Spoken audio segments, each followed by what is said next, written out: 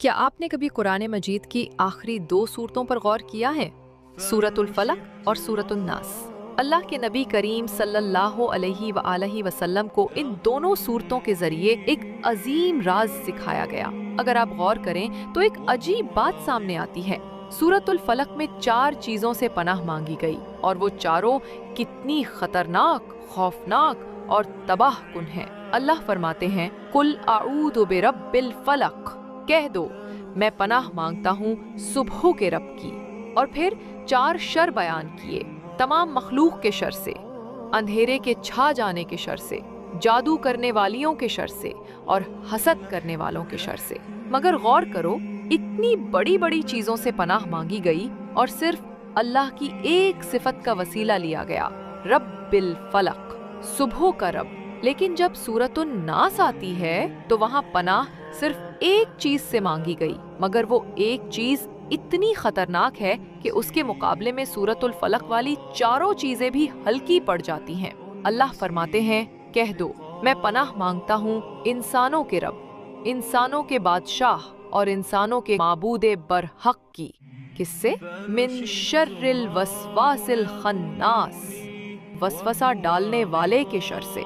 खन्नास यानी वो दुश्मन जो तुम्हारे दिल पर वार करे और तुम्हें खबर तक ना हो। वो कभी दोस्त बनकर आता है, कभी ख्याल के रूप में, कभी दिल में शक की सूरत में।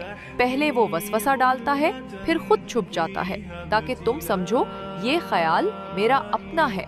यही वो वसवसा है जो मोहब्बत करने वाले दिलों में बदगुमानी डाल देता है, शौहर और बीवी के दरमियान दीवारें बना देता है, रिश्ते, सुकून, ईमान सबको तोड़ देता है। शैतान का यही सबसे खतरनाक हथियार है।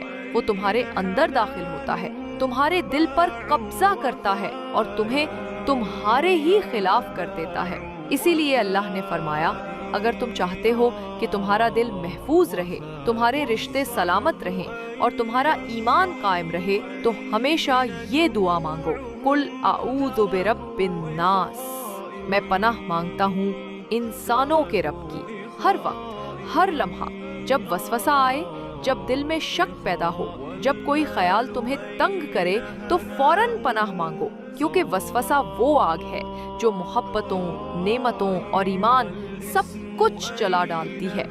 अल्लाह हमें खन्नास के शर से महफूज फरमाए, हमें अपने जिक्र में जिंदा रखे और हमारे दिलों को वसवसों से पाक रखे।